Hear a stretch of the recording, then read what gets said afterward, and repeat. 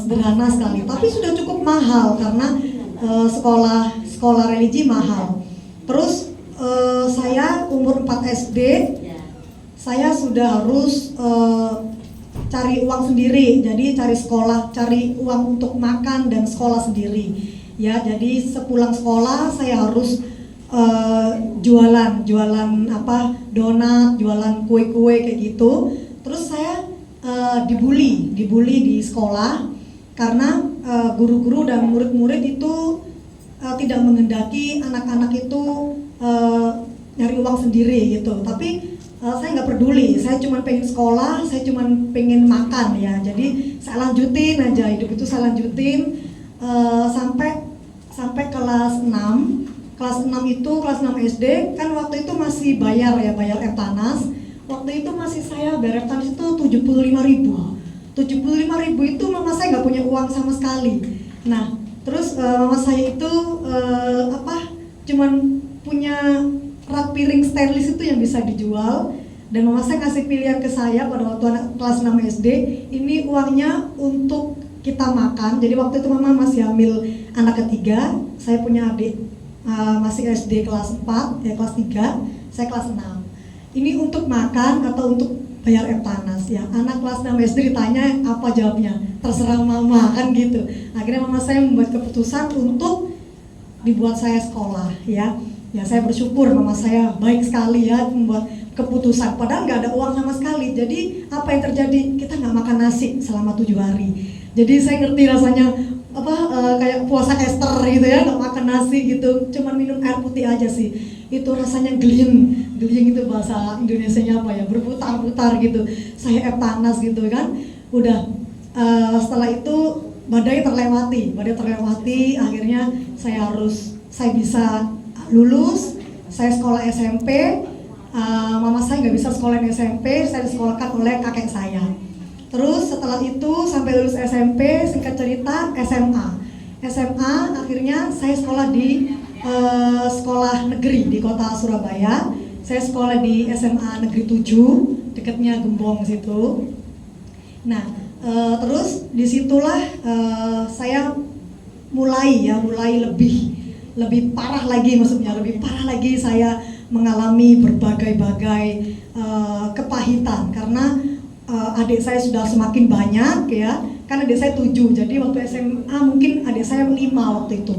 Keadaan semakin buruk, kami semakin miskin ya, orang tua saya semakin saya tidak memiliki figur seorang ayah secara fungsional. Jadi sudah nggak punya duit, nggak punya figur ayah ya. Mama saya juga harus berjuang untuk adik-adik saya juga harus berjuang untuk saya dan adik-adik saya. Dengan cara apa? Saya ngamen dan jualan koran di lampu merah KONI ya. Kalau di Surabaya pasti tahu itu ya, KONI yang dekatnya asrama haji. Nah, saya di situ saya mulai mencari Tuhan, saya mulai menantang Tuhan di dalam getirnya kehidupan saya. Jadi kenapa? Karena pulang sekolah saya naik bemo, pada waktu itu bemo masih ada ya, bemo di Manyar.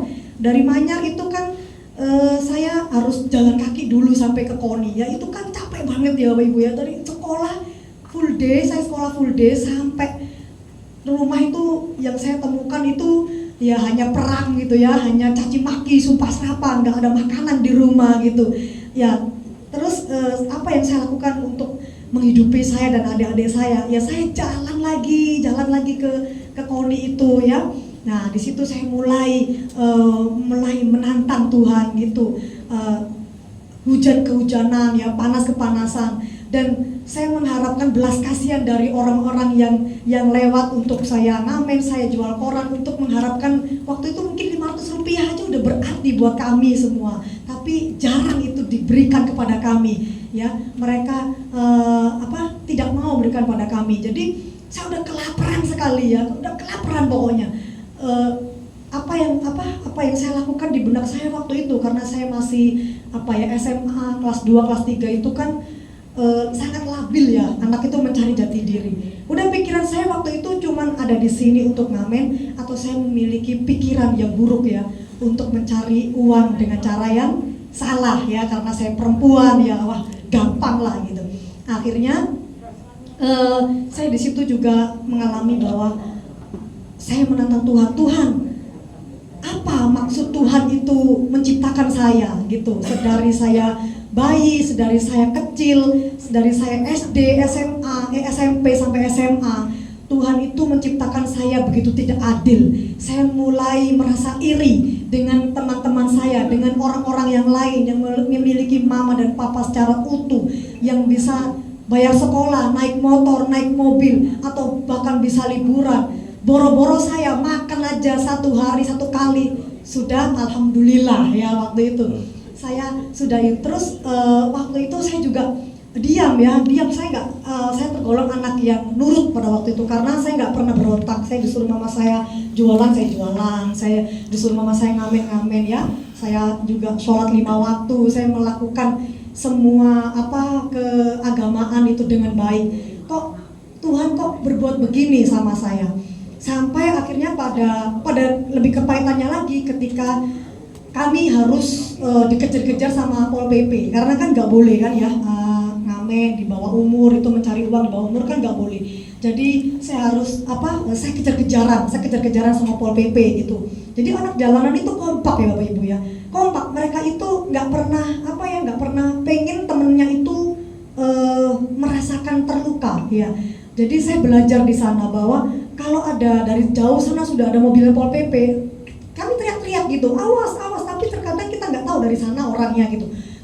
Saya berlari, kadang saya nyebur got ya, gitu supaya nggak kelihatan. Jadi saya gulung-gulung gitu, minum air got gitu kan ya, minum air got, udah nggak peduli ya.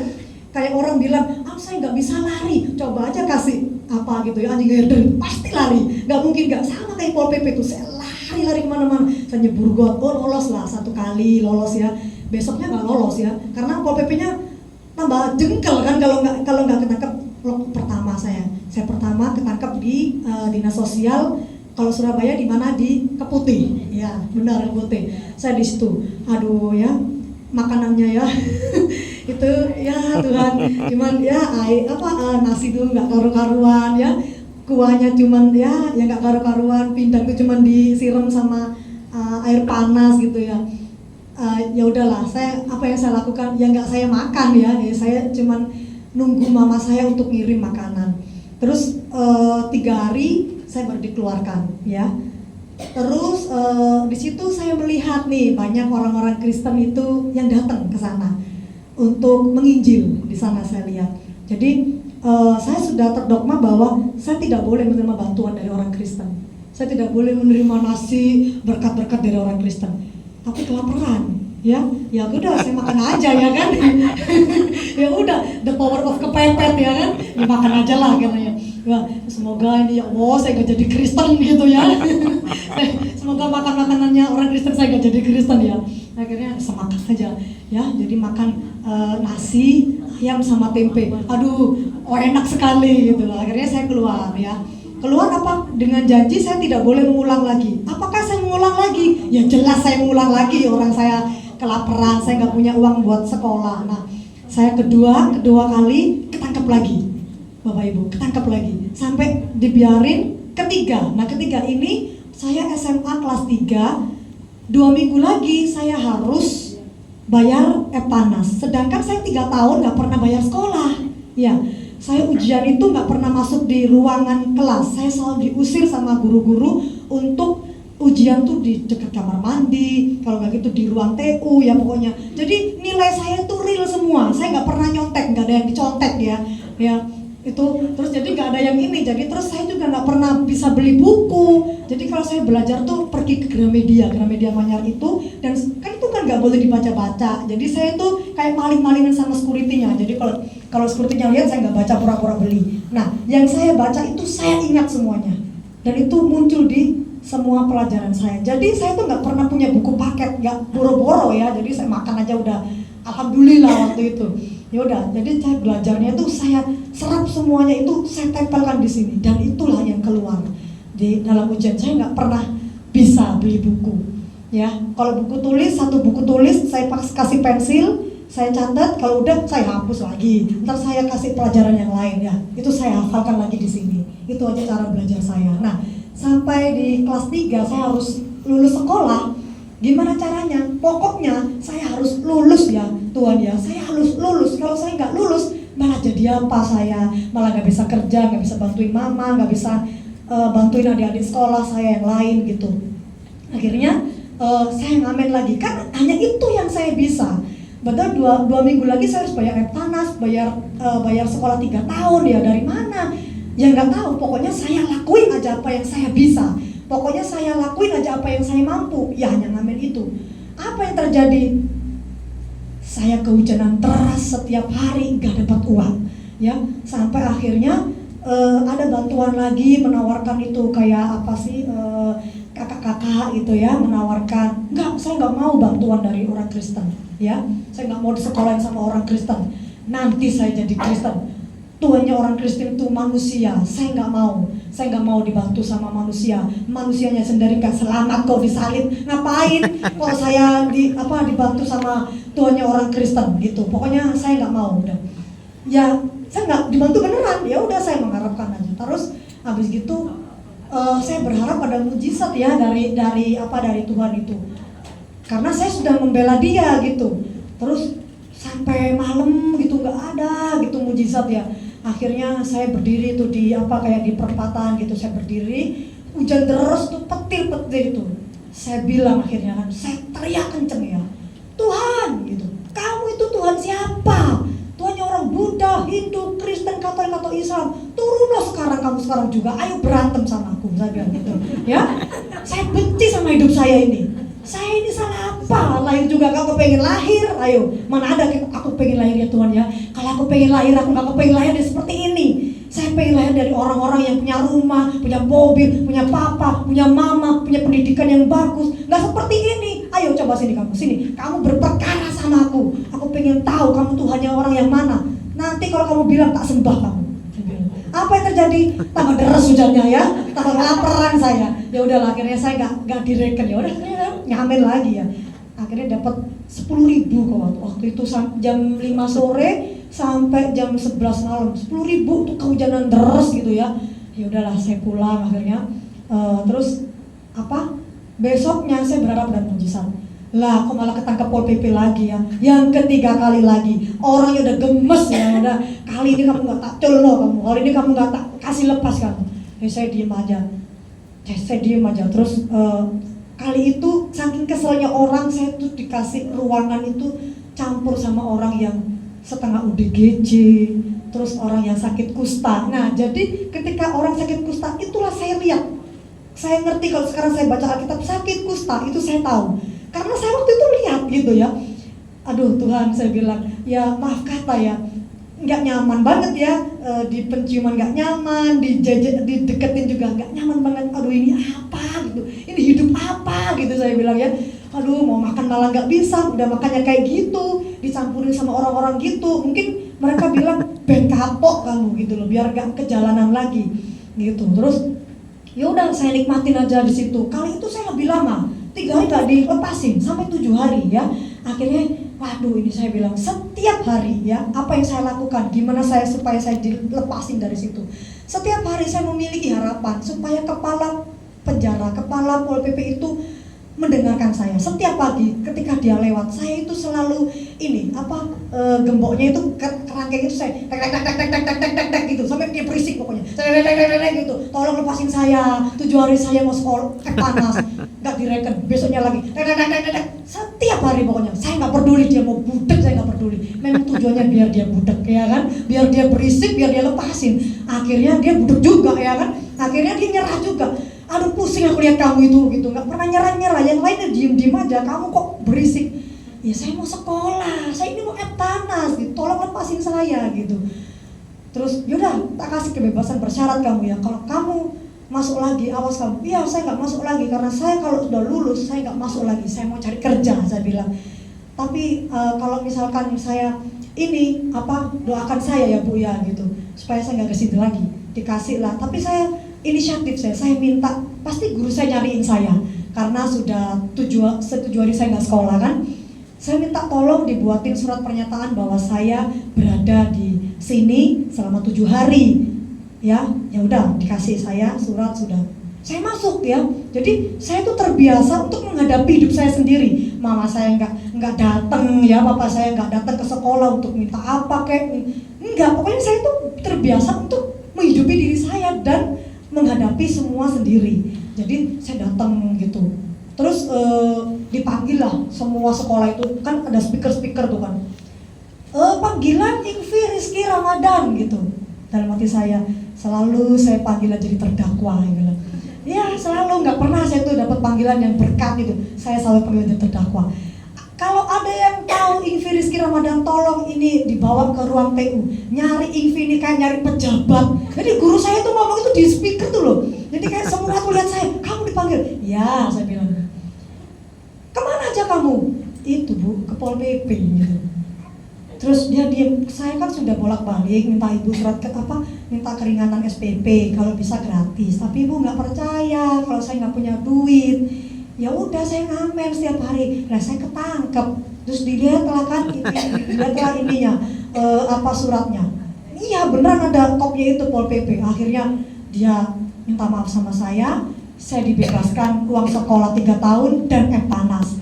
Kamu panas besok 7 hari lagi ya. Saya nggak punya buku sama sekali. Kembali saya di Gramedia. Pokoknya akhirnya saya mendapatkan ranking 7 dari ke semua peserta Epanas itu di sekolah itu ya. Dan puji Tuhan saya lulus. Nah, dari lulus inilah saya mulai semakin kepahitan ya. Saya semakin kepahitan hidup ini semakin membuat saya pahit karena menurut saya kalau saya menikah ya, permasalahan itu selesai. Saya punya suami, saya dinafkahi, saya bahagia. Itu yang ada dalam pikiran. Karena saya waktu itu masih 18 tahun kan, melihat mama sama papa saya itu setiap hari berantem, saya nggak betah. Jadi saya sudah mulai mengenal yang namanya seks di luar nikah, ya. Saya sudah mengenal yang namanya minum-minum obat-obatan terlarang, tapi saya nggak suka obat-obatan terlarang. Jadi saya mengenal yang lain kecuali pembunuhan dan obat-obatan terlarang. Yang lain semua sudah saya lakukan, ya, baik itu dengan laki-laki maupun dengan perempuan. Jadi saya juga pernah di dalam cinta LGBT. Saya juga pernah lesbian selama 2 tahun karena begitu pahitnya. Dan saya menikah, kemudian saya hamil 5 bulan, saya diceraikan sama suami saya. Waktu itu saya masih muslim. Jadi ini saya dipulangkan sama mantan suami saya waktu dalam keadaan hamil. Jadi kepahitannya semakin pahit ya. Akhirnya anak saya lahir ya, sekarang sudah 15 tahun umurnya. Itu sempat saya gugurkan, sempat saya bawa ke orang pintar, dukun, semuanya untuk supaya suami saya ini bisa kembali sama saya, bisa mencintai saya. Tetapi semuanya itu Tuhan izinkan tidak berhasil ya. Saya semakin pahit, akhirnya saya itu dulu itu kerja jadi penyanyi wedding gitu, terus MC ya, terus penyiar radio freelance gitu. Terus suatu saat ya, saya tuh kan nggak pernah tidur, tiap hari itu nyanyi terus lanjut dugem ya, nggak pernah tidur. Terus pagi saya dikuliahkan sama yang pasangan LGBT saya itu, saya dikuliahkan. Terus setelah itu saya tuh tiba-tiba itu merasakan sakit ya, sakit itu di daerah sini itu tembus sampai ke belakang. Nah, terus ini sakit apa? Kalau emah kan saya di sini, itu saya minum obat emah, saya minum semua itu nggak sembuh. Saya biarin aja. Pada waktu itu hidup saya juga semakin rusak ya. Saya bergaul nggak karu-karuan ya. Pokoknya apa yang menurut saya bahagia saya lakukan. Jadi semua dosa yang saya perbuat dahulu itu nggak karu-karuan. Saya adalah orang yang berdosa di antara orang-orang yang berdosa gitu ya. Kecuali membunuh, saya nggak punya nyali untuk membunuh. Nah, waktu itu sakit banget, sudah benar-benar sakit sampai saya itu nggak bisa jalan dan sudah muntah kuning. Akhirnya teman saya membawa saya ke UGD di Karangmenjangan ya, di Karangmenjangan. Terus setelah itu dokter menyatakan saya 60% atau 70% kena ginjal ya, karena saya setiap hari nggak pernah tidur, Kalau pusing, minum obat pusing setiap hari. Kalau ini ya minum obat ini. Jadi minum obat setiap hari itu bisa kena ginjal. Saya kan nggak tahu ya, pokoknya ya saya lakukan apa yang saya pengen lakukan. Nah akhirnya saya udah nggak kuat lagi, cuman dikasih obat yang gede-gede gitu dan udah nggak bisa diminum lagi. Jadi harus dimasukkan ke anggota tubuh yang lain. Setelah itu teman saya SMA, dulu dia Muslim, terus dia menikah dan jadi anak Tuhan yang taat. Dia cuma simple aja, dia bilang, kamu pengen sembuh nggak usah operasi. Karena waktu itu saya nggak punya BPJS, nggak punya apa-apa, jadi saya harus operasi itu umum. Waktu itu biayanya 10 juta, dan saya nggak punya duit kan, jelas anak saya satu, nggak punya pekerjaan tetap. Akhirnya teman saya tuh simple aja ngajaknya itu, kamu mau sembuh nggak? Ya orang sakit yang pengen sakit ya orang sakit ya pengen sembuh gitu. Kamu mau nggak nanti didoain di gereja sama ibu pendetaku? Oh ya nggak mau lah, saya bilang gitu. Ya nggak mau, oh saya dulu aja dibantu sekolah nggak mau, dikasih makan aja nggak mau gitu. Ya sudah kalau nggak mau, saya kan cuma nawarin, gitu aja dia nginjilnya, simple gitu. Udah saya kembali pulang. Terus setiap kali saya sakit banget sampai ketusuk gitu ya, sampai kayak ditusuk linggis itu loh. Kalau kumat itu, saya sampai ngesot gitu. Ini obat tinggal satu, harus segera dioperasi. Kalau nggak sembuh gimana? Terus saya mikir-mikir, apa iya ya itu pendeta bisa nyembuhin beneran gitu. Saya udah doa, saya udah sholat, nggak ada yang nyembuhin. Apa bener ya pendeta itu bisa nyembuhin? Terus saya diem aja, saya SMS. Waktu itu belum 13 tahun yang lalu, nggak ada BB, nggak ada WA ya, jadi saya SMS. Boleh deh saya coba, cuma didoain aja kan? Nggak dikristenin kan? Enggak lah, nggak dibaptis kan? Nggak dicelupin? Enggak, didoain aja. Ya udahlah, cobalah gitu. Ya gereja gitu. Di gereja jemaatnya cuma 7 orang ya, sama gembalanya sama pelayannya semuanya 10 orang ya. Terus saya duduk di belakang gitu, di belakang banget. Mereka nyanyi-nyanyi, saya lihat tuh. Ya Allah, jangan sampai saya mati di sini, masuk neraka tingkat ke-7 nih, bilang gitu ya. Udah bukan langit neraka yang paling neraka ini ya. Jangan sampai dia, boy, gitu. Allah bilangin zalik, saya bilang gitu kan terus aja. Aduh, saya cuma pengen sembuh ya, gitu aja. Saya pengen sembuh gitu aja. Terus mereka nyanyi-nyanyi kan, saya liatin ekspresinya orang-orangnya. Orang-orang ini ngapain sih gitu? Nyanyi lagu sedih, nyanyi lagu seneng, nyanyi apa? Nangis-nangis gitu ya. Saya timbul, orang Kristen ini emang aneh. Anaknya lahir nyanyi, mati nyanyi, nikah nyanyi, nyanyi terus gitu kan. Terus saya diem aja. Terus ada nyanyian begini yang sangat saya ingat pertama kali ya, saya ingat dan gak masuk akal tapi kok di hati nancep gitu, nyanyinya gini. Penyertaanmu sempurna, rancanganmu penuh damai, aman dan sejahtera walau di tengah badai.